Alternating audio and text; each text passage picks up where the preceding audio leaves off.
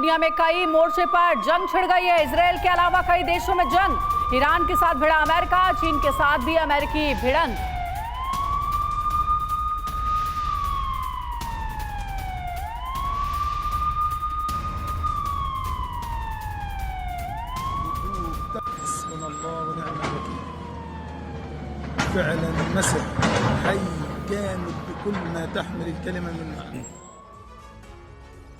और आइए आपको बताते हैं कि इस समय दुनिया में कहां-कहां वॉर फ्रंट खुल चुका है, यह जानना जरूरी है। दुनिया में जंग के 5 बड़े मोर्चे फिलहाल नजर आ रहे हैं। पहला इजराइल वर्सेस हमास, 21वें दिन भी भीषण जंग का सिलसिला जारी है।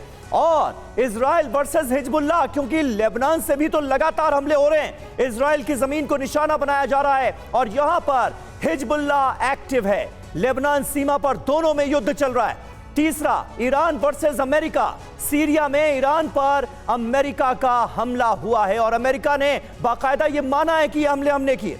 चीन वर्सेस अमेरिका, दक्षिण चीन सागर में दोनों देशों में भिड़ंत चल रही है और मिस्र पर इस बीच हो गया है मिसाइल हमला और इस हमले को लेकर शक जताया गया है इजराइल पर। हालांकि अभी मिस्र ने यह कहा है कि इसकी जांच जारी है।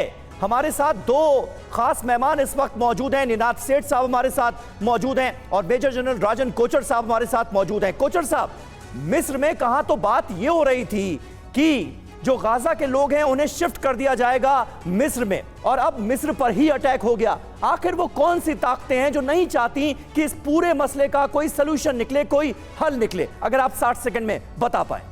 देखिए, इसमें काफ़ी फोर्सेस इन्वॉल्व हैं। मैं सबसे पहले रशिया की बात करूंगा। रशिया नहीं चाहता कि युद्ध जल्दी ख़त्म हो, बिकॉज यूक्रेन में वो चाहता है कि यूनाइटेड स्टेट्स और वेस्टर्न पावर्स का फोकस कम रहे, बिकॉज अभी रशियन ऑफेंसिव एक क्रिटिकल स्टेज पे है। यूक्रेन में विंटर्स आ चुकी हैं, इसलिए वहाँ पे वो ये ज़्यादा ज़ोर से कैंपेन करना चाहता है। दूसरा इम्पॉर्टेंट है कि हम ईरान का रोल इसको देख रहे हैं। ईरान भी नहीं चाहता कि ये युद्ध जल्दी ख़त्म हो।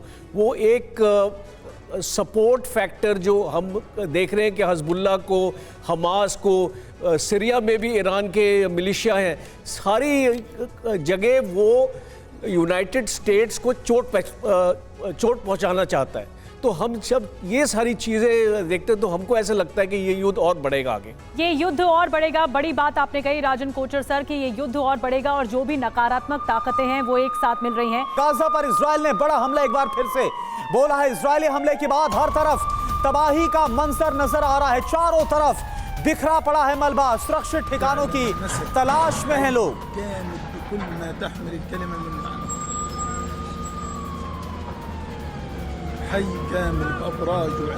तो देखिए तस्वीरें आपके सामने। गाजा पर एक बार फिर से इजरायली डिफेंस फोर्स ने जो हवाई हमला किया, इसके बाद आपको दूर दूर तक इमारतें मलबे में तब्दील हुई नजर आ रही होंगी। धुआं उठता हुआ नजर आ रहा है। ये हाल कमोबेश अब पूरे गाजा का हो गया है, जहां पर हर तरफ तबाही का मंजर।